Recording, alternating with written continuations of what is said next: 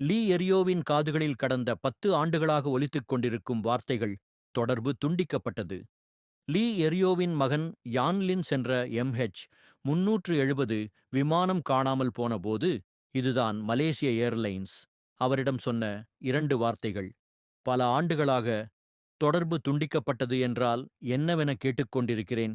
ஒருவரிடம் தொடர்பு துண்டிக்கப்பட்டால் மீண்டும் அவரை தொடர்பு கொள்ள இயலும்தானே என்கிறார் லீ. தெற்கு பெய்ஜிங்கில் உள்ள கிராமத்தில் வசிக்கும் விவசாயிகளான லீ எரியோ மற்றும் அவரது மனைவி லியூ ஷுயாங்ஃபெங் தொடர்பு துண்டிக்கப்பட்டது என்ற வார்த்தைகளின் அர்த்தத்தை இன்னும் தேடிக் கொண்டிருக்கின்றனர். உலகவான் சேவை வரலாற்றின் மிகப்பெரிய மர்மத்தை விளங்க முடியாமல் அவர்கள் தவித்து வருகின்றனர். 10 ஆண்டுகளுக்கு முன் இதே நாள் மலேசியாவின் தலைநகர் கோலாலம்பூரிலிருந்து சீன தலைநகரான பெய்ஜிங்க்கு வழக்கம் போல் இரவு நேரத்தில் புறப்பட்டது MH-370 விமானம். போயிங் 777 பயணிகளையும் 12 விமானப் பணியாளர்களையும் தாங்கிக் கொண்டு அந்த விமானம் பறந்து கொண்டிருந்தது. புறப்பட்ட ஒரு மணி நேரத்தில் மலேசிய வான் சேவை கட்டுப்பாட்டு அரங்கத்து நன்றி தெரிவித்துவிட்டு வியட்நாம் வான் பரப்பில் நுழையவிருந்தது. MH-370 திடீரென விமானம் வேறு திசையில் திரும்பியது. கட்டுப்பாட்டு மையங்களுடன் கொண்ட அனைத்து மின்னணு தொடர்புகளும் துண்டிக்கப்பட்டன. மீண்டும் மலேசியா நோக்கி அந்த விமானம் வந்தது.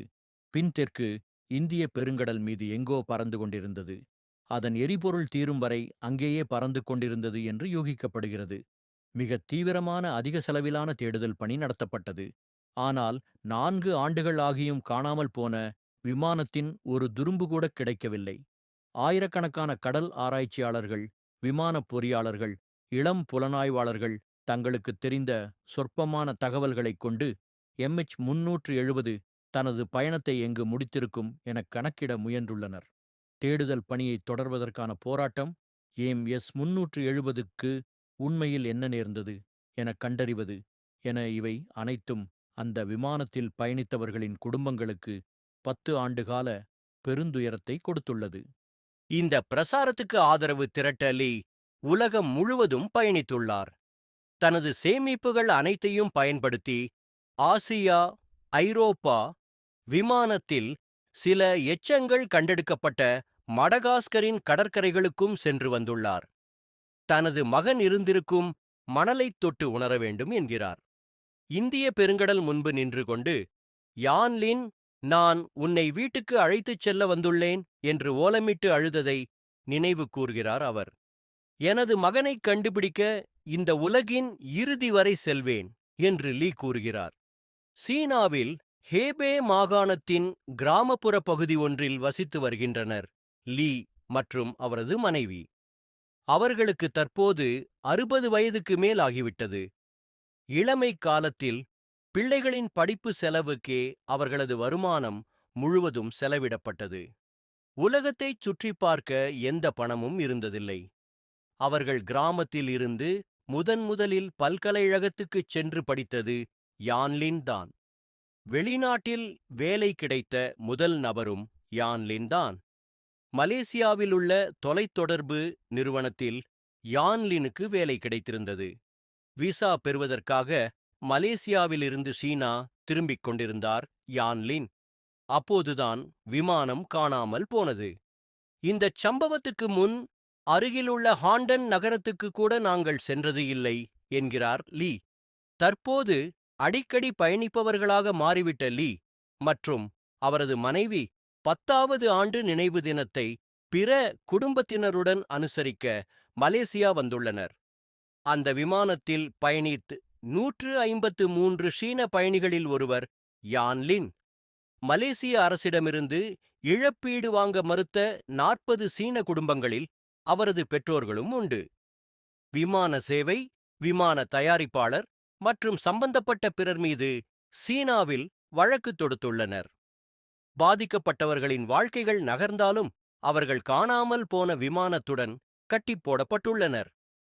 370 காணாமல் போனபோது கிரேஸ் நேதன் பிரிட்டனில் தனது சட்டப்படிப்பின் இறுதி ஆண்டு தேர்வுகளை எழுதி வந்துள்ளார். அவரது தாய் ஆண் விமானத்தில் பயணம் செய்தார். இன்று அவர் மலேசியாவில் ஒரு வழக்கறிஞராக பணியாற்றி வருகிறார். அவருக்கு 2 குழந்தைகள் உள்ளனர். கோலாலம்பூரில் நடந்த நினைவு தின நிகழ்ச்சியில் தனது திருமணத்தின் போது தாயின் புகைப்படத்தை ஏந்திக் கொண்டு தேவாலயத்துக்குள் நடந்து வந்ததையும் நினைவு கூர்ந்து பேசினார். விமானத்தில் இருந்து சிதறிய சில துண்டுகள் அந்த நிகழ்வில் காட்சிக்காக வைக்கப்பட்டிருந்தன. விமானத்தின் இந்த எச்சங்களை மட்டுமே கண்டுபிடிக்க முடிந்தது. கடலுக்கு அடியில் பல நாட்களிருந்து துருபிடித்த விமான இறக்கைகளின் பாகங்கள் அவை. இந்த நிகழ்வுக்கு வந்திருந்த பிளைன் ஜிப்சன் தான் விமானத்தின் அதிகமான பாகங்களை கண்டறிந்தவர். MS-370 நெடுங்கதையின் வண்ணமயமான கதாபாத்திரங்களில் ஒருவர் ஜிப்சன். இளம் சாகசக்காரர் என்றே அவரை அழைக்கலாம். இண்டியானா ஜோன்ஸ் போன்று உடை அணிந்து கொண்டு கலிபோர்னியாவில் உள்ள தனது வீட்டை விற்று கிடைத்த பணத்தைக் கொண்டு உலகைச் சுற்றிப் பார்க்க வேண்டும் என்று புறப்பட்டவர்.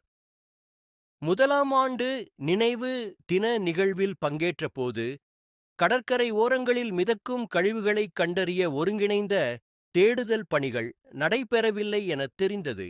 யாரும் அதைச் செய்யவே இல்லை. கடலுக்கு அடியில் பல ஆயிரம் கோடி ரூபாய் செலவு செய்து தேடுதல் பணிகளை மேற்கொண்டு வந்தனர். ஆனால் காணாமல் போன விமானத்தின் பாகம் கடற்கரையின் ஓரத்தில் நடந்து செல்லும் ஒருவரின் கண்ணில்தான் முதலில் படும் என்று நான் நம்பினேன். அதை யாரும் செய்தாததால் நானே அதைச் செய்தேன் என்றார். ஓராண்டு காலம் மியான்மர் முதல் மாலத்தீவுகள் வரையிலான கடற்கரைகளில் தேடிய அவருக்கு விமானத்தின் முதல் பாகம் மொசாம்பிக்கின் மணல் திட்டு ஒன்றில் கிடைத்தது. இதற்கிடையில் இந்திய பெருங்கடலில் உள்ள ரீயூனியன் தீவில் விமான இறக்கையிலிருந்து பெரிய பாகம் ஒன்று கிடைத்தது. இதன் மூலம் MH-370 இந்திய பெருங்கடலில்தான் வீழ்ந்து மூழ்கியுள்ளது என்பது அந்தக் குடும்பங்களுக்கு உறுதியானது.